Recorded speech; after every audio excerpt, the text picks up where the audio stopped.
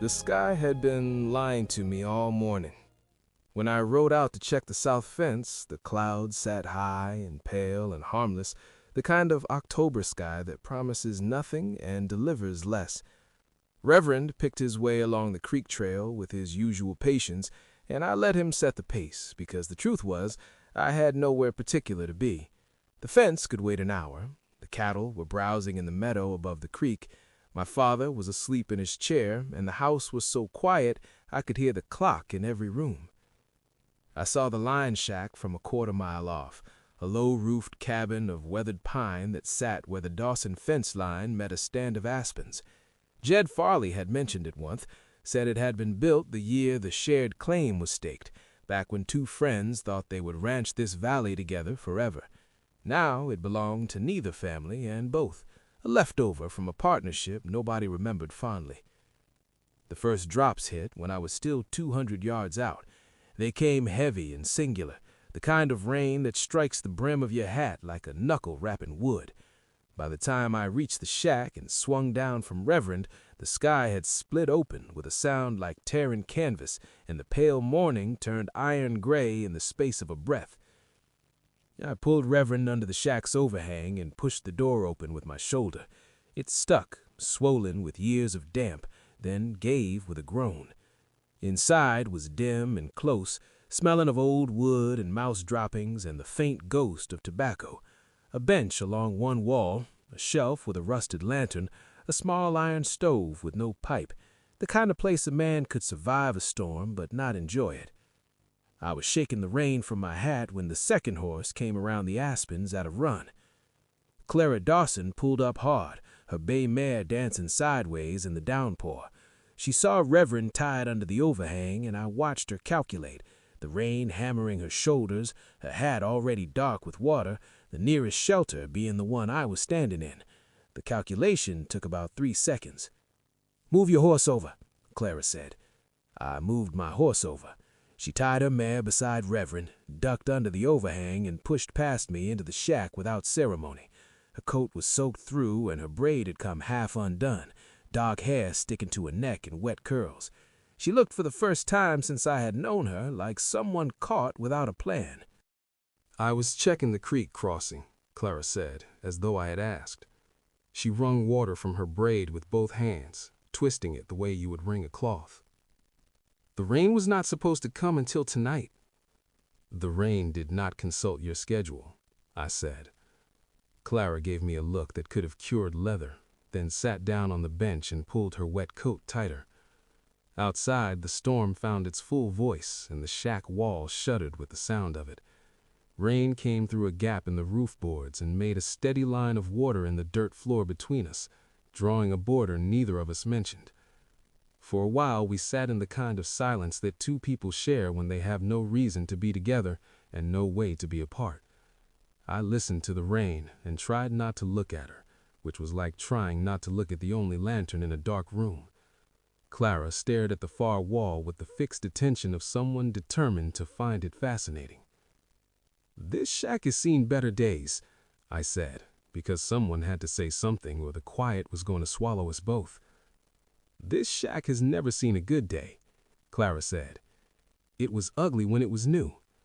She paused, and then something shifted in her voice, something that sounded almost like curiosity outrunning caution. "Your father and mine built it together. Did you know that?" I did know, because Jed had told me, but hearing Clara say it made it real in a way Jed's telling had not.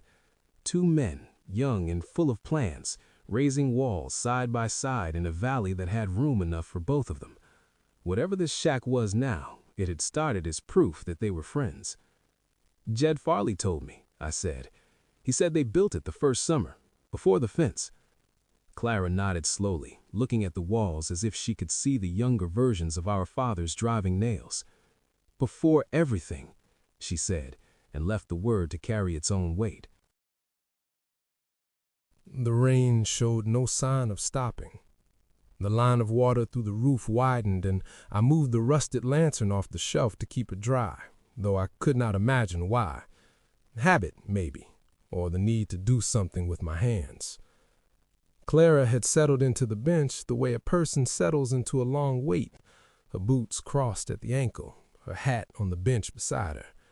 Without the hat, in the gray light that came through the shack's single window, she looked younger than she usually seemed, less certain, or maybe just less armed. "You studied literature," Clara said. It was not a question. She had remembered from the fence line, from the afternoon we spent 3 hours pretending we were only there for the posts. "4 years," I said, "in a city that smelled like coal smoke and ambition. And you came back here to chase cattle you cannot catch and ride a horse that barely tolerates you?" Clara's mouth twitched, and I recognized the shape of it, the same expression she wore when she was testing whether I could take a joke. "That seems like a poor trade." "Reverend tolerates me now," I said. "We have reached an understanding. He carries me where I need to go, and I pretend not to notice when he takes the longer route." Clara laughed, the same surprised sound I had heard at the fence line when I called Duchess the red cow with the editorial opinions. It came out of her like something she had not meant to let go, and she covered it quickly, pressing her lips together as though she could push it back in. "What did you read?" Clara asked. "At your university?" "Everything," I said. "Tennyson, Keats, Dickens, a great deal of Shakespeare, most of which I have already forgotten, and the Americans, Hawthorne, Emerson." I stopped because listing authors felt like showing someone the inside of a room I had not meant to open. "Poetry, mostly. I like the way a poem could hold something enormous in a very small space." Clara was quiet for a moment, and I thought I had said too much. Then she said, "I never went to school past the 8th grade. My mother taught me to read when I was 4, and after she died, my father kept the books but could not bring himself to open them, so I read them on my own, in the evenings, after the work was done." There was no self-pity in the way she said it, just the fact of it, offered without decoration, the way she might have told me the fence needed 3 new posts instead of 2. "What did you read?" "Everything I could find," Clara said, which was not much. "Mr. Perkin orders books from back east if you ask, but he charges a fortune and it takes 3 months. I read my mother's Bible twice. I read a veterinary manual cover to cover, and I can tell you more about the digestive system of a horse than any woman in Montana should know." She paused. "And I read Tennyson. My mother had a small green volume with gold lettering. I still have it." Something turned over in my chest, quiet and unexpected.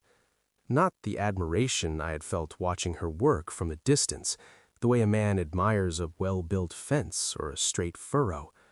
Something closer, something that recognized her. "You would have liked the university," I said. Clara looked at me with an expression I could not read. "I would have liked the choice," she said. "Everything I could find," Clara said, which was not much. "Mr. Perkin orders books from back east if you ask, but he charges a fortune and it takes 3 months. I read my mother's Bible twice. I read a veterinary manual cover to cover, and I can tell you more about the digestive system of a horse than any woman in Montana should know." She paused. "And I read Tennyson. My mother had a small green volume with gold lettering. I still have it." Something turned over in my chest, quiet and unexpected. Not the admiration I had felt watching her work from a distance, the way a man admires a well-built fence or a straight furrow. Something closer, something that recognized her. "You would have liked the university," I said. Clara looked at me with an expression I could not read. "I would have liked the choice," she said. "You—" The storm settled into a steady pour, the kind that means business, and the light through the window turned the color of pewter. I could hear Reverend shifting his weight under the overhang, his hooves scraping on the wet ground. Clara's mare nickered once, and Reverend did not answer. "Can I ask you something?" Clara said. "You have been asking me things for the last half hour," I said. Clara ignored this. "Why does it matter so much? The ranch, your father. You could sell the land, go back east, teach at some college, read poetry to students who would actually appreciate it." She watched my face with the careful attention she gave to everything, the same focus she used when checking a fence post for rot.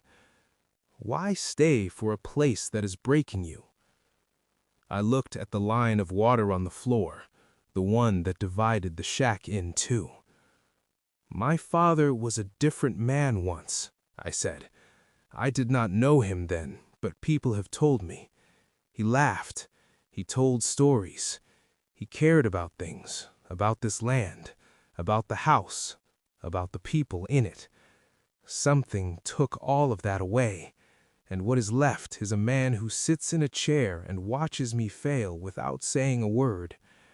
I stopped, because the next part was the part I had not said aloud to anyone.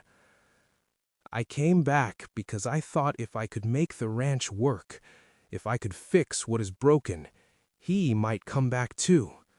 The man he was. I thought I could earn that." The rain filled the silence I left there. Clara did not rush to fill it with comfort or advice, and I was grateful in a way I did not know how to express. She just sat with it, the way you sit with someone who has set down something heavy and needs a moment before they can stand again. "I understand that," Clara said after a long while. "Wanting to fix someone by fixing the thing around them." "Your father?" I asked, and immediately wished I had not.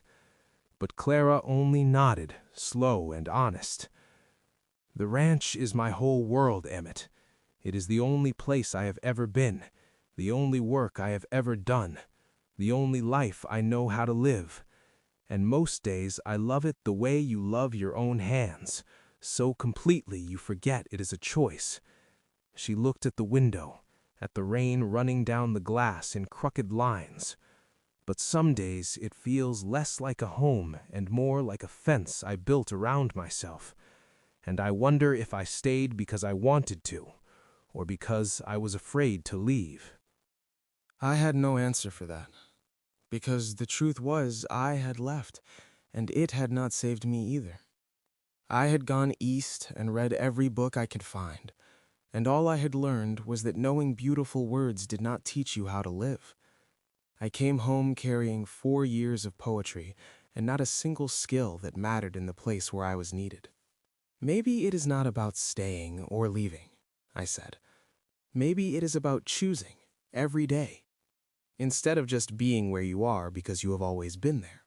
Clara turned her head and looked at me, and for a moment the shack felt very small, and the distance between the bench and the spot where I sat on the floor felt like the distance across a valley, enormous and crossable at the same time. "That is either very wise or very foolish," Clara said. "Those are often the same thing," I said. Clara almost smiled, and then the rain began to thin. The storm passed the way October storms do in this valley, all at once, as if the sky simply changed its mind. The clouds broke apart, and the thin sun came through in long, pale shafts, turning the wet aspens into something that looked like they had been dipped in gold. Water dripped from the shack roof in a steady rhythm, slower and slower, like a pulse returning to rest. Clara stood and picked up her hat, shaking the water from its brim. She moved toward the door, then stopped with her hand on the frame and turned back. "For what it is worth," Clara said, "I do not think you are failing." She put her hat on and adjusted it with both hands, a gesture I had seen her make a dozen times, practical and sure. "I think you are just learning, and that is a different thing entirely." She walked out into the wet grass, untied her mare, and swung up into the saddle with the ease of someone who had been doing it since before she could read.